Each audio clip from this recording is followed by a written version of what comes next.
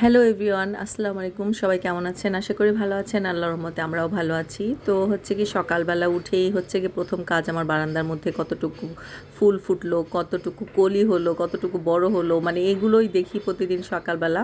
তো এটা দেখতে ভালোই লাগে। তো এখানে অরেঞ্জ কালার আর হচ্ছে গিয়ে ইয়েলো কালার মিক্সড একটা গোলাপ আছে, ফুল আছে, এটা ফুটেছে। তারপর হচ্ছে এই ফুলটার নাম আমি ভুলে যাই, প্রতিনিয়তই ভুলে যাই, জানি না এই ফুলটার নাম কি। তারপর হচ্ছে কি জবার কলি আসছে। তারপর হচ্ছে এখানে ক্যাকটাসের ফুল আসছে, অনেক দিন পরে ক্যাকটাসের ফুল আসলো। আর এখানে জবার কলি আসছে। তারপরে হচ্ছে গিয়ে এখানে আরেকটা মিষ্টি কালার গোলাপ আছে, ওটাতেও ফুল আসছে, ওটা অনেক দিন আগে আসছে। তো বাচ্চারা হচ্ছে খাওয়া দাওয়া করে রেডি হয়ে গিয়েছে, ওরা এখন স্কুলে যাবে। যেহেতু ডে শিফট ক্লাস, তাদের দুপুরের খাবারটা আমি বাসা থেকেই করিয়ে দিই, কারণ হচ্ছে গিয়ে যেন আর বাসায় আসার পরে যেন তারা নাস্তা করতে পারে, কোনো ভাত ভাত যেন খেতে না হয়। আর ভাত খাওয়ার টাইম কিন্তু দুপুর 1টা থেকে 2টার ভিতরে, যার কারণে আমি চিন্তা করি এই টাইমটার মানে আগে আগে খাওয়ালে ভালো, কিন্তু যখন দেরি হয়ে যাবে তখন ক্ষুধাটাও কিন্তু কম থাকে। তো উপর থেকেই সবসময় দেখি ওরা স্কুলে যায়। তো হাজব্যান্ডকেও দেখি, বাচ্চাদেরকেও দেখি যে ঠিকভাবে রিক্সা নিয়েছে কিনা। তো আমার একটা দারাজ থেকে পার্সেল আসছে, তো আমার মেয়েকে লক করে দিয়ে তারপরে হচ্ছে কি আমি নিচে থেকে নিয়ে আসছি গিয়ে।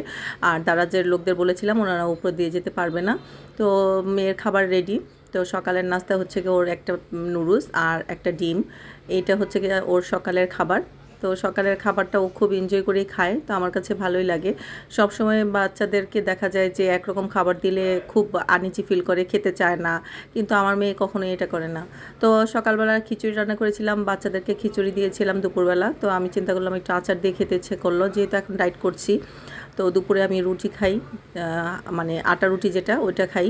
আর ছিলকা সহ শশা খাই। তো শশা নিয়ে নিয়েছি আর একটুখানি খিচুড়ির সাথে আচার নিয়েছি, এটা আমের আচার, মানে টক মিষ্টি ঝাল যেটা। তো খিচুড়িটা খুবই মজা হয়েছিল, বাচ্চারাও বলেছিল আম্মু খিচুড়িটা খুবই মজা হয়েছে। তো যাই হোক, আলহামদুলিল্লাহ, জানি না কতটুকু কমতে পেরেছি, কিন্তু যখনই মাপতে যাই তখন দেখি যে 1 কেজি কেন 100 গ্রামও পর্যন্ত কমি নেই। মানে কি যে অবস্থা, মানে যা যা আছি তাই, কিন্তু জামা কাপড় ঢিলা হচ্ছে, বুঝতে পারছি যে ওয়েট লুজ হচ্ছে। তো যাই হোক, আপনারা দোয়া করেন যেন আমি ওয়েটটা কমাতে পারি, কারণ ওয়েট বাড়লে কিন্তু সব দিকেই সমস্যা, মানুষের অনেক রোগ শোক হয়। আর মেয়েকে এখন শাওয়ার করিয়ে দিলাম। তো সকালবেলা ওরা চলে গেলে, আমার ছেলেরা যখন চলে যায় স্কুলে, তো আমার এগুলি হচ্ছে গিয়ে রেগুলার ডিউটি। আর যখন আমার বাচ্চারা থাকে তখন দেখা যায় ওর শাওয়ারের যা কিছু লাগে ওরা রেডি করে দেয়, সব কিছু করে দেয়।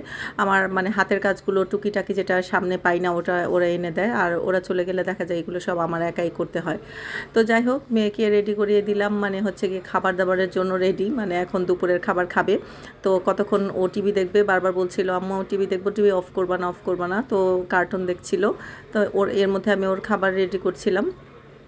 ওর খাবার হচ্ছে গিয়ে ডাল ভাত দুপুরবেলা, আর মাঝে মধ্যে চিকেন দেই, মাঝে মধ্যে হচ্ছে যদি মাছ থাকে তাহলে মাছ দিই।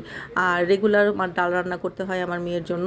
তো আলহামদুলিল্লাহ ভাতটা ধরাতে পেরেছি অনেক দিন পরে, কারণ হচ্ছে গিয়ে আমি লং টাইম ওকে ব্লেন্ড করে খাওয়াচ্ছিলাম। তো চিন্তা করছিলাম যে ব্লেন্ড করে খাওয়াচ্ছি, ভাত খেতে পারবে কি না। তো আমার ছেলেরা অনেক আগে আগেই ভাত ধরে ফেলেছিল, কিন্তু আমার মেয়েটা একটু লেট হয়েছে।